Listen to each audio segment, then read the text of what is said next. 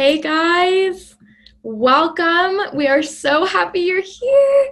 I'm Tori, and I am here with one of our counselors here at MyCounselor.Online. This is Melissa Abello. Melissa, I'm super excited to just pick your brain, honestly, for the next hour. We typically have Josh on the show, Josh, Tish, and it's so fun when we get to have other counselors and, you all speak into something so different. So I'm really excited. So welcome to the viewers watching, and I'm just going to kind of hand the mic over to you for a minute, Melissa, just to maybe introduce yourself, tell people a little bit about who you are and a little bit about your heart here. Yeah, welcome everybody. My name is Melissa Abello, and it is really exciting to be on here. This is my first time doing a Facebook Live with Tori, which is a real honor, which I'm excited about. I am one of the licensed clinicians at MCO, and I predominantly work with infidelity and sex therapy, and I have a giant passion just for serving clients that are struggling in those areas. So I feel really excited to talk about the topic today that we have on sex specifically, because I think this is one that we don't talk about a whole lot. So thanks for having me, Tori. I'm excited. Yeah, absolutely. So tell me a little bit about your journey to getting to where you are. So you are obviously a licensed clinician here, and I'd love to know kind of how you got to where you are, what kind of fueled your fire to become a counselor and pursue this career. I'd love to just kind of hear about that.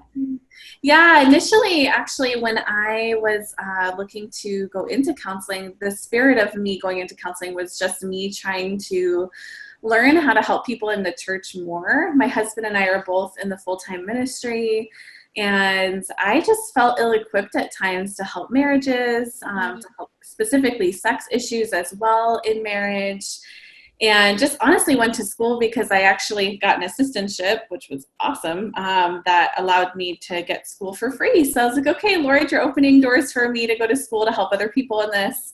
And after I finished school, I made the decision that, I probably should pursue my licensure since the Lord led me in this place, obviously, and went on to actually do my provisional licensure at MCO in 2012 or 2013. And then went on a little bit to work with Focus on the Family. I did a lot of marriage intensive work there, and was working in Branson, Missouri at the National Institute of Marriage there, and I loved doing that as well. It really helped enrich, I think, what I do in my marriage work now as well. And went to ISW, which is the Institute for Sexual Wholeness, to just learn and understand a little bit more about how to help clients in this specific area. And and that's kind of how I arrived at where I am now. There's probably a lot of little steps along the way, but those are kind of the big skip and hops, I think, that got me here. So Yes, no, I love that. And I love just the heart of so many of the counselors on the team to work with, marriages and sex therapy, because as you said, it's not talked about a lot. And I think specifically, within the church and, that we're a Christian team, I think that is really important that we be talking about this. And, so many marriages, are struggling with this. And so I think it's so, so important to have people like you on the team who are so well-trained and know as much as and then, have a heart for it too. Aren't just, I have all the knowledge and here I am, but like, I really genuinely want to serve, my clients. Yeah, I feel the deficit in the church of like how to talk about sex specifically, and how I just don't think people know how to talk about it. I don't think people know, other than saying don't have sex before you get married, how to have dialogue around this topic. And so I think because of that, I think the enemy has just filled in the silence, filled in the gaps. And I definitely feel just personally responsible for helping fill in those gaps so that Satan doesn't get a foothold there. So yeah, that's a really beautiful way to put it, to fill in those gaps. I think that's so important, and I love your heart for it and your heart for what you do. So speaking of sex and sex therapy, you wrote an article that I am really excited to pick your brain on and talk through. Your article is called When Sex Hurts, Part 1, Shame. And so I'm really curious to start off, who did you write this article to? Yeah, initially I was thinking about, I've had so many clients actually that have had pain during intercourse that has really impacted their sexual relationship with their spouse. Is this And mainly women?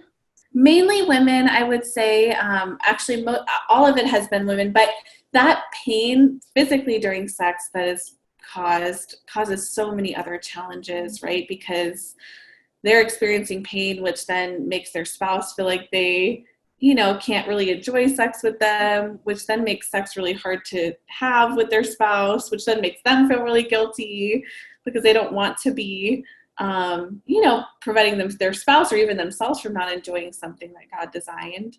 Right, it's And a bit of a so, domino effect. yeah, it does. It has a whole domino effect. So that painful intercourse then just turns into like painful marriage sometimes.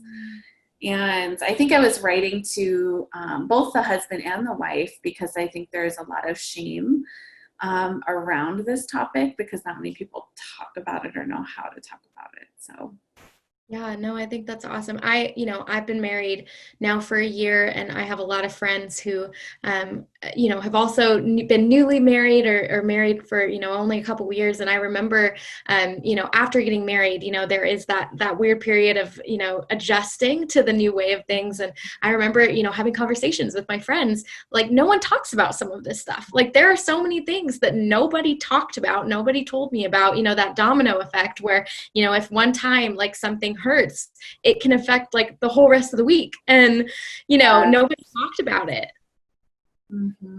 Yeah.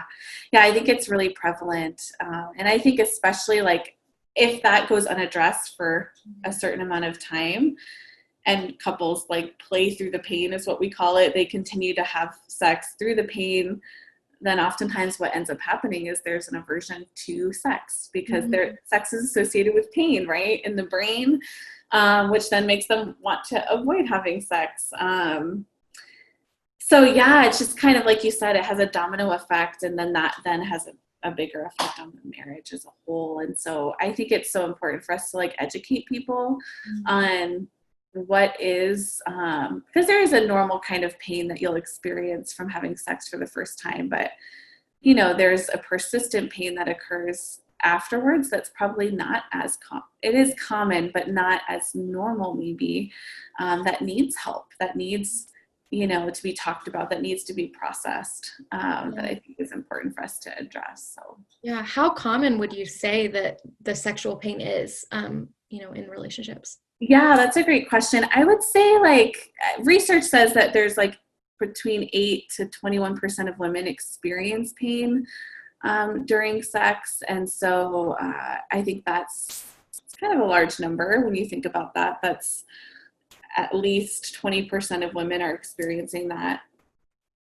during sex. And so, yeah, I would say it's anywhere between that, and usually that then leads to avoidance of intercourse altogether. So, Right. Yeah, I would think it would also maybe lead to some bitterness, like if it hurts, if it's painful and you, as you said, like play through the pain, I would think that it might maybe lead to some bitterness, toward the other person, or like, just tension in that. yeah, I think what I found is that a lot of these couples that are coming in to see me have waited to have sex until they got married, like, so they were really excited for their first night, really excited to be able to enjoy this sexual relationship with their spouse. And then, time goes on in their honeymoon where it's like still hurting, still hurting, still hurting. And then into their first month of marriage, like it's still hurting, still hurting. And I think what I've found a lot of couples experience is that there's a lot of bitterness, sometimes even towards God. Like, God, like I waited, like I Right. waited all this time. I tried to do it your way. Yeah. And like, why am I now going through this? Like, it feels unfair. And then I think too, you're right, Tori, like there can be an element of bitterness that can be developed through the relationship, both towards the husband or the wife, right? If the wife's feeling like the husband's wanting them to continue having sex even though they're in pain, obviously that can create bitterness. But then on the flip side, the husband, if they abstain from having sex with their spouse because there's pain, then they're feeling like, gosh, I waited all this time and I can't even have sex with my wife, that can cause feelings towards their wife. So lots of different emotions that can come up there. Yeah. Right. Yeah. I mean, I just think like what you were talking about, just those expectations that you put on your wedding night, on all of the sexual encounters that come, after you get married, if you waited, and you think about that. And I think it's very easy to find yourself disappointed because a lot of times like things don't feel or look the way that we expected them to, especially that kind of situation. I think a majority of people that I know have experienced sexual pain and have experienced that kind of, I guess, wrestling with what was it like, this doesn't feel like it's supposed to be this way. Absolutely. Yeah. And I think because there isn't a whole lot of conversation about it, shame really comes in because it's like, am I the only one that's going through this? Like, why didn't anybody tell me this? When I see things in the movies or I hear people talking about it, it seems really easy, or like it should be just natural for us to figure this out. And so I think, again, shame piles on because I should know this. This should be natural, and it's not. It's painful, and it's not easy like everything says it should be. Right. Yeah. You mentioned shame in your article, just kind of how it is the kind of deepest emotion associated with sexual pain that you see in your session. So why do you think that is? I mean, of course, you mentioned expectations and maybe some disappointments, but why do you think that shame is such a prevalent emotion in these types of situations? Yeah, that's a great question. I honestly think shame basically tells us that there's something wrong with us, right? It makes us feel like we're defective or broken. And I think specifically for women who experience sexual pain, because they feel like they've done everything they can, or they've tried to fix it the way all their friends have, and it's still not working, I think it just leaves them feeling like broken, like what's wrong with me? Like, why am I the one that is struggling with this? Like there must be something inherently like bad about me or defective. And so because there is this nature of like, I can't overcome this, or I don't know how to fix this, it then kind of tends to make people spiral, honestly, into that place of there must be something wrong with me. I'm just broken, and that shame then really sets in. And sometimes couples can even identify with that as a couple, like the identity as a couple, like what's wrong with us? Like, why can't we figure this out? All of our friends have figured it out. Why can't we figure it out? And again, there's something broken about us, which then can put a lot of heaviness and grief, right? As well can set in on the relationship. Like, this isn't what we thought it was going to be. So. Yeah. Can you kind of expand on shame being the second most powerful, feeling after love? You say that in your article, and I'd love it if you could just kind of expand on that. Yeah, Brene Brown, who is like an avid researcher on shame, she actually talks about this. So if anybody ever wanted to listen to any of her TED Talks, I definitely encourage you to, because she researches shame. And she actually talks about this in a lot of what she shares in her research. Just that shame is the second most powerful emotion. And it actually is one of the, I think it is the driving emotion for addiction. And basically what shame does is it triggers us, it makes us feel like a failure, and then leads us into feeling like we are defective or flawed, and then motivates us to want to like hide, right? Shame makes us want to hide. I even think about even the garden, right? That's exactly what I was thinking. Yeah, they were ashamed of being naked. And I love God's heart because he's like looking for them. He's like searching for them in the garden, even though they had done something to disobey him. But he's like, I still want you. Yeah, he's like, I still wanted them instantly. Like he was looking for them, right? But they still wanted to hide. And how that's kind of what shame does to us. It like makes us want to shut down, avoid feeling that feeling, because it is really powerful, which then leads us to maybe doing some things that we wouldn't normally do, like drugs, like alcohol, maybe even getting into some sexual type of deviant behavior that we wouldn't normally act out in, because we don't want to feel that feeling of shame, which is really intense and powerful. So you'll see that most of the time with any type of addiction, that shame is usually the driving feeling or factor behind it. Yeah. You mentioned multiple antidotes for shame. specifically around, sexual pain. One of the ones that you mentioned is vulnerability with others, with your partner and with also yourself. What does it look like, Melissa, to be vulnerable with yourself? Such a good question. I feel like this is a really hard thing to do because we get anxiety sometimes when we think about feeling what we feel, right? It's overwhelming sometimes to think about feeling things that are unpleasant or scary. Our brain just kind of shuts down. And so I would say that one of the things that I think is really important is just to notice your body, to notice what's going on in your body just on a regular basis, specifically about this topic. Like when you think about, having sex with your spouse, or when it's brought up, maybe your spouse initiates having sex, or vice versa. The person who maybe doesn't have the pain and your spouse initiates sex, like to start just getting in touch with like, okay, what happens in my body when I think about this? And I say that just because I think our bodies are great tellers of what's going on in our emotions, right? We usually have a visceral response to what we're feeling in our body. And so we can easily get in touch with how we're feeling if we can pay attention to our body. So if we notice like, oh, I'm feeling really tight in my chest, or oh, I'm feeling really heavy right now, or my stomach is in knots. The question then I would encourage you to ask yourself is, man, what would that be saying about what I'm feeling right now? If that sensation could speak, what would it say? And I think just us starting to track our bodies and also pay attention to what we might be feeling attached to our body will help us get just more in touch with what we're feeling and be vulnerable, even just with ourselves. And I do think that's very scary. And I think if you struggle to do that on your own, it's okay to get help for that. If you need to seek out help, to seek a therapist to help you to figure out and learn how to do that, then I think that would be productive and beneficial.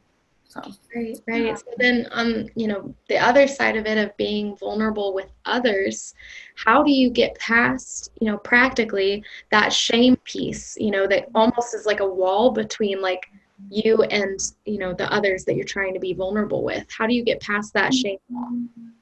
It's a great question. Well, I do think being vulnerable with yourself is like key first, right? Because it's going to be really hard for us to share what we feel if we don't even know what we're feeling. So I think it's helpful to try to get in touch with ourselves first. And then I think the first person I would encourage us to be open and honest with, if you feel like safe enough to do this, would be with your spouse.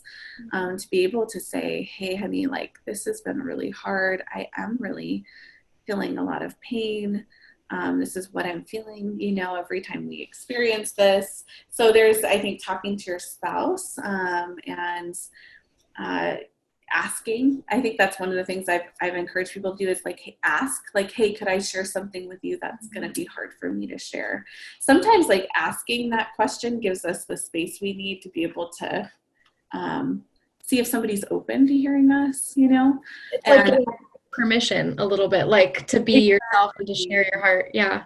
Yeah, exactly. Like I'm asking permission. I'm checking in with you like, hey, are you in a good space to hear me right now? Yeah, like almost feeling validated before you start.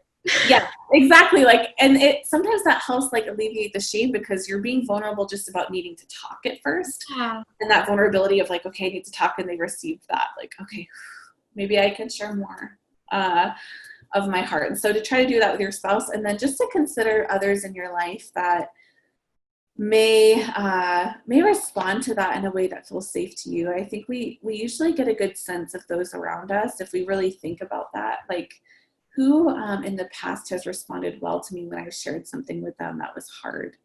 And to really consider maybe those one or two people in your life that you could share this with.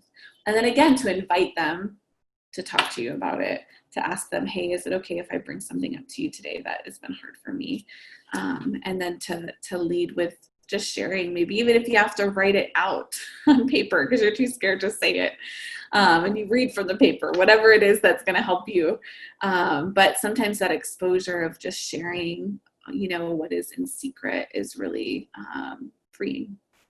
Yeah, no, that's awesome, practical advice. I mean, I think that can apply to a lot of different things, not just, struggling with shame with sexual pain. I think just the idea of asking, before you start talking, I think it just opens the door kind of for you to feel comfortable stepping in and things like that. So I think that that is just great advice, and writing things down if you need to. And I love that. And, my last couple questions, would be, what would you, as a counselor who specializes in sex therapy and, marriages, what would you say to both the wife who's struggling with sexual pain as well as the husband?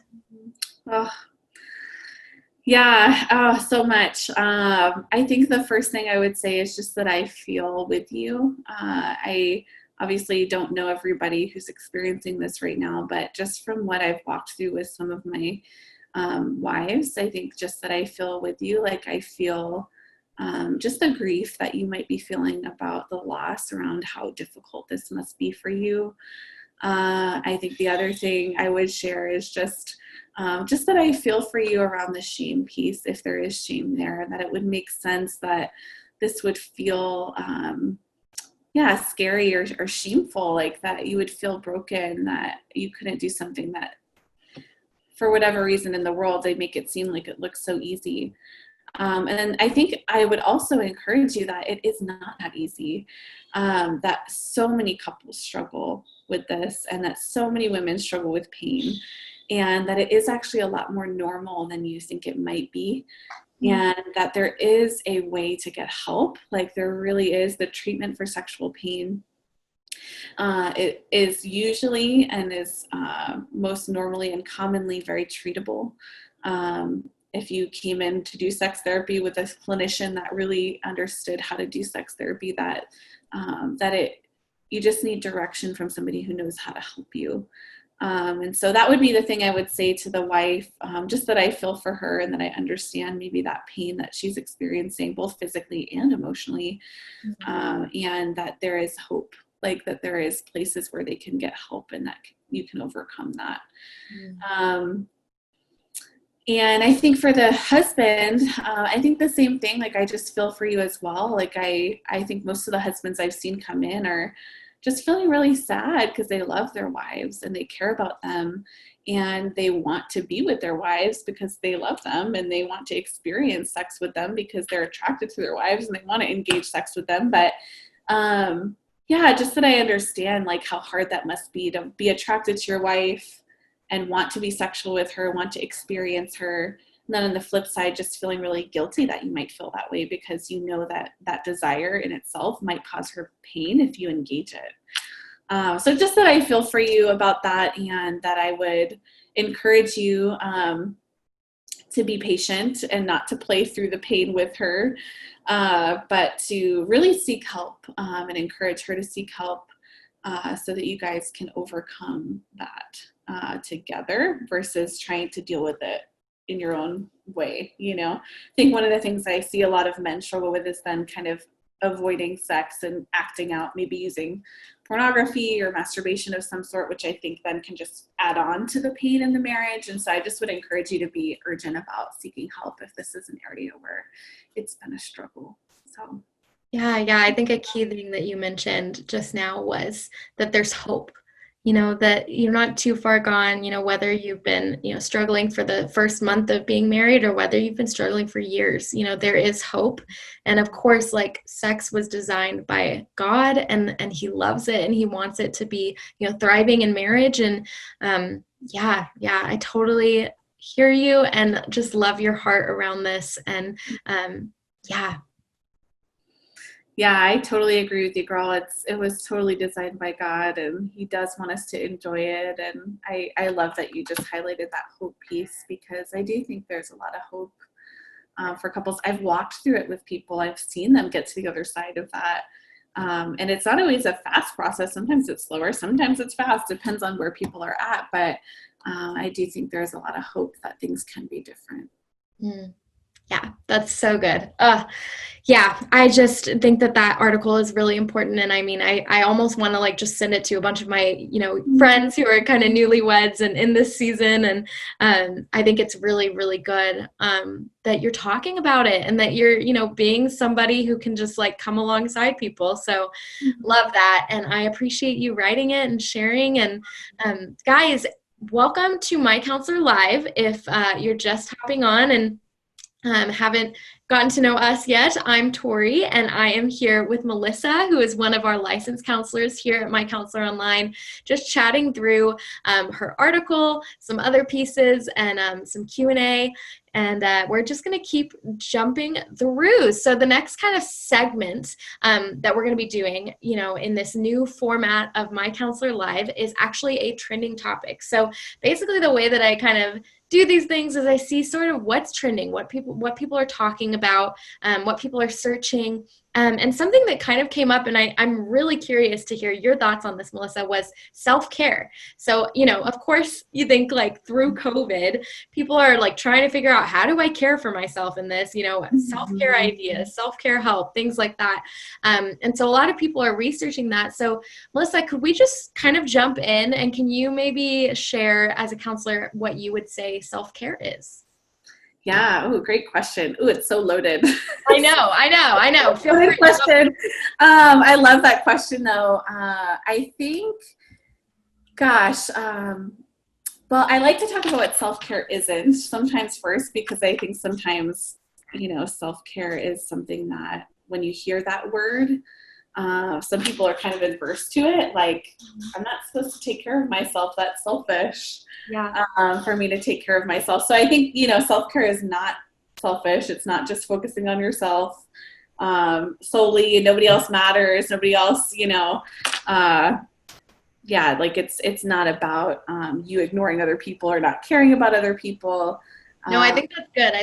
I love that you're talking about what it isn't because I think that that makes a lot more sense than what it is because I do think we kind of have a skewed vision of like what self-care is. Yes, I do. I think we do too. Yeah, and I think the other thing it isn't is, oh, I think there can be this like idea or mentality that like we do a lot of things that like, I don't know, just make us feel lazy or like that we don't do anything if we're Yeah, taking you're like, oh, I'm gonna well, like sit on the couch and do nothing and eat pizza and this is my self-care. Like, exactly. Where maybe some of that is actually not taking care of yourself. It might feel good in the moment, but isn't actually self-care. yeah, So I think really what self-care is us intentionally considering what we need so that we can thrive, both physically, emotionally, and spiritually.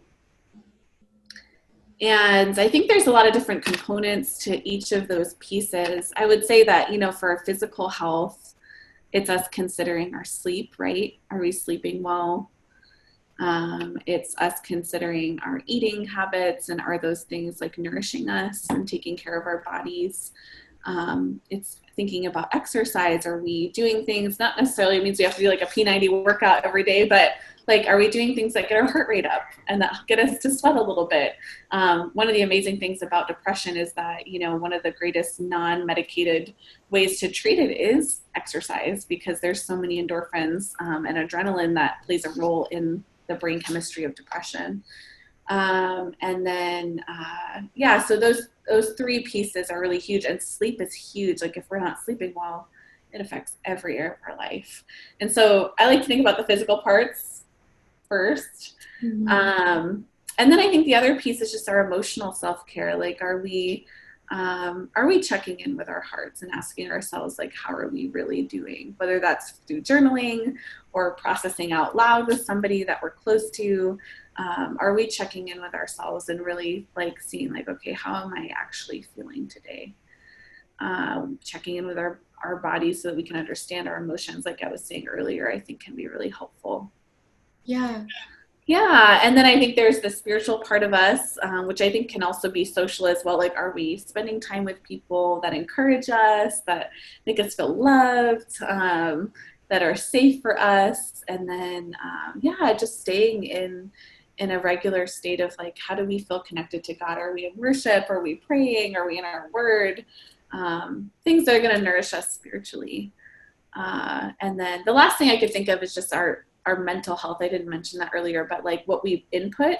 What are we inputting into our brain? Is it like positive, helpful, useful, or is it negative input? Is it bringing us down? Is it making us experience emotional challenges because of what we're putting into our brain? And so I like to evaluate those 4 different pieces of self-care because I think they all play a role and a factor in like us feeling like we're being taken care of. And if we just do one piece and we neglect all the others, there are going to be parts of us that need care. So yeah, when I think of self-care, it's so funny. I think getting my nails done or like something like that. But like, is that superficial and like totally not accurate? Or, could that be self-care? Absolutely. I think that can definitely be self-care. Absolutely. It sounds like that could be an emotional thing where it makes you feel good, right? Yeah. Like you're like, I took care of myself. Like, and you're telling yourself that you're valuable, right? When you do something like that. So absolutely. I think so. Telling my husband, I'm like, I need this. This is it for me. Yes, absolutely. I haven't done it in a long time, but I understand, me either. Actually, that was one of my self-care things before the pandemic, was going to get my nails done. And I had acrylics on. And of course, like, you can't do your acrylics at home. Maybe some people can, but I'm not that skilled. So they what did you do? Oh gosh. Well, I had to get really creative with my self-care, and I ended up letting them grow out. And then I started just taking care of my nails on my own, like manicuring them. But then the other thing I started doing was just like getting out of the house and going for drives, my husband taking my daughter, just like me, like getting space to kind of process what was going on with me. Just getting time to myself was right. Yeah, no, I mean, I think especially in this pandemic, it's like when we thought of self-care before, a lot of us thought going to a certain place, a salon, getting a massage, going and doing this, going to the gym even, and things like that, COVID hit, and it was like, I don't know what self-care looks like if I don't do these things. And I feel like a lot of people have had to kind of readjust and shift the way that they view self-care. And I think, the way that you put it was really good. And, even just getting outside, like you said, going for a walk, things like that, that right now, I mean, that is your self-care, instead of going to the gym that might be closed, Yes. Yeah, taking a long hot shower for me is great self-care. Like, I'm like 20 minutes, nobody's talking to me. Oh, right. Just like a little eucalyptus oil. Yes. Yes, and my sleep self-care too, because I could be up on my phone late at night and getting less sleep. Right. So yeah, there's even those pieces of sleep for me that I've had to make the decision, okay, I'm turning off my phone at this time because I just need good sleep. Yeah, I think even when everything with the pandemic was starting, I found myself just in a really anxious spot, and I was, losing sleep over it, just constantly feeling very overwhelmed, almost like I was in a time crunch. Like, I have to get as much done as I can because everything is going to be crazy, a week from now. And no one knew really what was happening. We were all kind of in this uncharted territory. And I noticed that I was so anxious. And so I did start doing that. I started, turning my phone off around 9 or so, and just putting it away, leaving it in the other room, not bringing it into my room, because it was so much for me. And I did see a huge difference mentally and then just in my sleep. Yes, it's amazing. Little things like that we can do. Sometimes you think about self-care being doing something, but sometimes it is taking away something, taking things away that aren't good for us or that aren't helpful for us. That's good. That's a good word. Sometimes self-care is taking something away, not doing something. That's very good. Good. I'm glad. Hopefully that's taking notes. Because it really is stress, it builds, it compounds. And if we don't have a system for taking care of ourselves, then it doesn't get dumped out, that cortisol in our body. So we just need that constant little dump, out of our bodies so that we can maintain homeostasis, really, just function, at a level where we're just not feeling that stress all the time. Right. Yeah, no, that's awesome. So I want to jump into this next segment that we have. And so I'm going to start by just kind of asking you a few of the questions. Guys, we get questions all week that are so, so good. And we love answering them. If you think of questions during the week, you are always welcome to comment, inbox us. You can go to MyCounselor.Online/ask and submit a question. But we will always make sure and answer it in a future episode of My Counselor Live. So, Melissa, I'm excited to ask you some of these questions. A few of them revolve around sex therapy, which is something that you are just so knowledgeable of. So this first question comes from someone, and they said, besides prayer, how do my wife and I move forward in our marriage if she is unwilling to discuss fixing our intimacy issues, let alone participate? Ooh, it's a tough question. Yeah. Tough question because there could be a lot of reasons, right, that somebody could be unwilling to engage sexually. One of the big things that I would encourage people to consider is just any type of relational challenge that they might be having outside of sex. So to consider thinking about, like, how can we heal our emotional relationship, maybe even around sex, before we even try to engage sexually. So just maybe having conversation about just our emotional relationship, right? And how that's going, and what do we need to be different, so that maybe we can get to a different place sexually. There is a great book. It's, gosh, I have it here. I'm forgetting the name of it right now, but I think it's called Loving in Color, and it's by Doug Rosenhow. It talks about how, like, there's different areas of our sexual relationship. There's like the emotional relationship, there's the like non-sexual touch pieces of relationship, and then there's the erotic part of our relationship, and how sometimes when we work on the emotional and the non-erotic touch, like the snuggling, the holding the hands, the cuddling, the kissing, that just enhances and makes us more open to things in the erotic area of our lives. So I just encourage you to consider those things. And there could be a lot of other reasons why that's not going well. And if it's more than that, I would definitely encourage them to seek some counsel for sure. Yeah. No, I think that's awesome. I think of like just being just that emotional safety piece. And when we don't feel emotionally safe, if that piece of, emotional and non-erotic touch and whatnot is not in a good place, I can see how that would just sort of make the rest of it a little bit difficult, or maybe kind of challenging. Absolutely. Yeah, I think it definitely muddies the water and makes it harder for us to engage something so intimate like sex when our emotional relationship is struggling. Right. Yeah. Because it is so intimate, and it is so, vulnerable. And if we're not, where we want to be, I think of in this question, he's saying that his wife is unwilling to even really talk about their struggles with intimacy. So, what I'm hearing in that is just she probably like doesn't want to have that vulnerability piece. And so, there has to be something in there that is just fearful.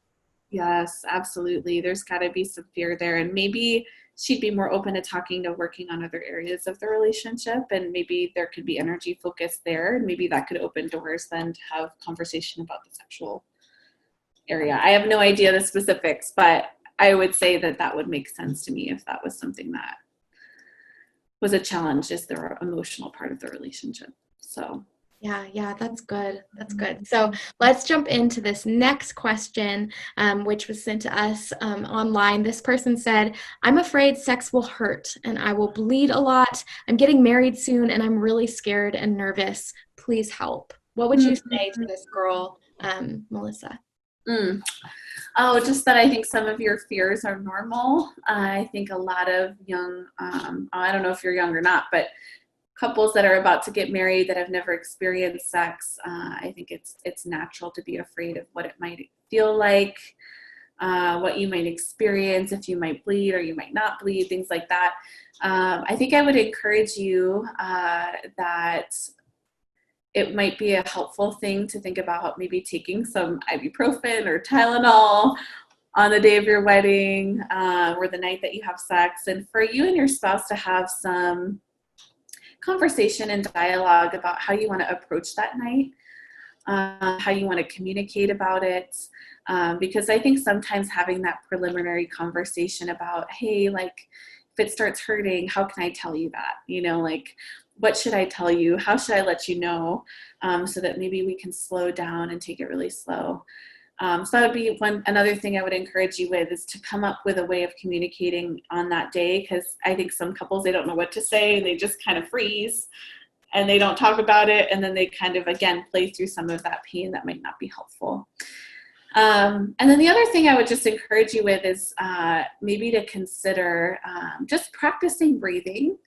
One of the things that our body does when we get anxious is it tightens up, right? Which then makes our vaginal wall and vaginal canal tighten up as well, and our cervix tighten up. And so if you're practicing doing some breathing, I usually encourage people to look up 4-7-8 breathing. It's one of the breathing techniques that is like widespread among therapists that is used, just to like be in the habit of breathing beforehand, so that way when you get into that circumstance where you're feeling anxiety about that night, you can start breathing and helping your body to calm down. And then even during, like when you're about to engage in like consummation of your marriage, to be able to breathe through that, so that, you know, you can relax your body and probably not experience as much pain. I would definitely say that maybe your first time might be uncomfortable or just not have much comfort, but maybe it doesn't have to be excruciatingly painful. And if we're breathing through that, that might be helpful. So yeah, those are just some little things that might help. No, I think that's awesome. And I think one of the pieces that you mentioned, just managing expectations, like talking through it beforehand, is so key. Because, you know, we've talked before, you know, about your article and about shame, and that shame piece that comes with, you know, sexual pain and being afraid, like there's something wrong with me, like what's wrong with me, what's wrong with us. And, you know, just managing those expectations before you ever get there, you know? Absolutely. Yeah. And the other thing I'd encourage you to do is to pick up a book that would help educate you about sex. There is a great book called The Celebration of Sex for Newlyweds that I recommend to new couples before they get married to read through. And then there's some other great ones intended for pleasure. But I think having some like psychoeducation around sex might help equip you as well for not feeling maybe as fearful about what you might encounter on your first night.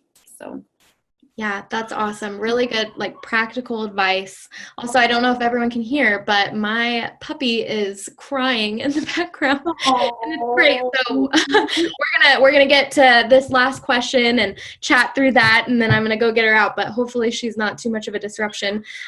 So I want to ask you this next question, which this person said that they are 51 and have had breast cancer. They had it 4 years ago, and chemo put her into menopause. She says, I have no desire to have sex at all due to very low hormones, and is asking just for some advice on, you know, that sex drive. Gosh, I feel for her, especially after having breast cancer. That's so hard. So I know I don't know you personally, but I feel for you, or feel for anybody who's been through something like this that put them into menopause early. I know some women who've had hysterectomies early. It's jump-started their menopause, and it is a very common thing, right, when all that estrogen leaves your body, for you not to desire sex as much. So I would say that I would encourage you to consider the idea of initiating desire versus receptive desire. Right? Sometimes we experience arousal before we have sex, and that makes us want to have sex, right? And when you have a hormone challenge going on, right, you might not experience that physiological arousal that you experienced before that made you want to have sex, right? And so instead, you can think about sex maybe a little bit differently, but it would look something like, I want to connect with my spouse. I want to be close to them. I want to be intimate with them. So I'm going to engage having sex with them, even though I might not physically feel arousal first. And then once we start getting going, then I might be able to receptively experience arousal, and then obviously leading into orgasm at some point. And that's okay if we are in a place where we don't feel that initiating desire, where we want to have sex because we feel it in our bodies. But maybe sometimes we want to have sex because we just want to connect. And I would encourage you to think about maybe that a little bit differently. And then to consider that receptive desire is okay. And that might be something to process with your spouse. Because sometimes for husbands, that's really hard when their spouse isn't wanting to jump all over them, right? They're not like, I want to have sex with you today, right now, on the couch, and they feel very unwanted. And so being able to process through, like, this isn't because I don't want you at all. This is just because my hormones are just really low. And so, me wanting to be with you, I want to connect with you.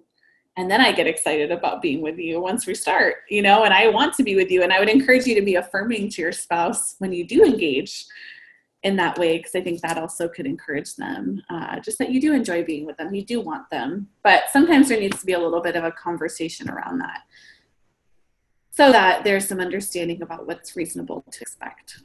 Yeah, absolutely. Is there ever a time like where, she says like she has very low hormones and, all of that, is it possible that there could be any sort of dysfunction or disorder happening? Well, I think where that like early menopause happened, there is sometimes doctors will have their patients to go on some hormone replacement because it does send them into menopause so early. So that would be my other encouragement, would be to talk to your doctor. And to consider what they might think is appropriate for you. I'm sure that this person may or may not have already considered that, but that sometimes that hormone replacement there can be helpful for the arousal piece during sex. But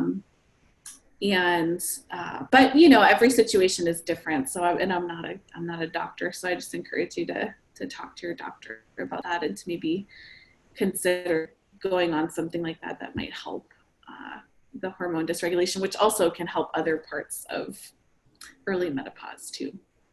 Yeah, no, I appreciate you answering that question. And I appreciate the person who asked this, because it is a vulnerable question. And, I think it's something that a lot of, women who are in those early stages of menopause are going through and maybe don't talk about as much, Have you seen that, Melissa, in your practice? Yeah, absolutely. I think that is very common for the generation that right now, especially, like, there wasn't any conversation about sex at all for that generation. And so there is a lot of discomfort even in talking about it or bringing it up. It feels explicit or dirty or wrong to talk about it. And so I would say that, it's hopefully talking about this and me talking about this brings some hope that, like, this is a normal thing a lot of women experience, not just you.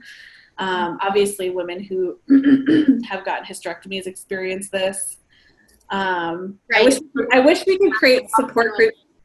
I wish we could create support groups for women who've had hysterectomies early, because they go through this very same thing where they hit menopause early, and it's especially full hysterectomies. So hopefully I'm answering your question. I'm trying to remember your question now. No, but, I think it's important to know that you're not alone, that like when you're going through, issues with your sex drive, issues of, infertility, all of these different things, I think we tend to isolate ourselves in that kind of hurt and that confusion and disappointment. And I think it's so important that you're, mentioning that, there are a lot of women who experience this. And yeah, I wish there was a support group for them. Yes, I really do. Like, just for the emotional side of all that, because there's so much grieving they go through just as women as a whole, but even in the sexual department too, it's just so many pieces to it. But I would say also that there is a great resource too. It's called Celebration of Sex After 50. That might be a useful resource to anybody who is in a challenge like this with their hormones changing after menopause. So. Awesome. Yeah. Well, thank you so much for answering that question. And Melissa, just thank you for giving up, the last hour to chat with me. And guys, if you're just now jumping on, kind of at the end of this, we still want to hear your questions. We still want to talk with you. And so if you have a question, please inbox us. Please go to MyCounselor.Online/ask and submit it. Melissa, I really appreciate you being here and answering some of our questions. And I'm excited for the next time that we're able to jump on and talk at My Counselor Live. Thank you, Tori, for having me. You're such a great host, girl. I just love talking to you. Make it so easy. You really do. Oh, good. I'm very glad about that. That's what I try to do. I know, it's not always the most comfortable thing being live on on camera and on Facebook and, not having an audience in front of you. But you are amazing. And I just love your heart for what you do. And you're so well spoken. And I have just loved getting to chat with you for the past hour and answer questions that people have sent in. And yeah, so you guys, thank you so much for joining us for My Counselor Live. We go live every Wednesday at 2 p.m. Central Time. So we will be going live again next Wednesday and look forward to seeing you there. So thanks, guys, for joining. And I hope you have a great rest of your day. Thanks, guys.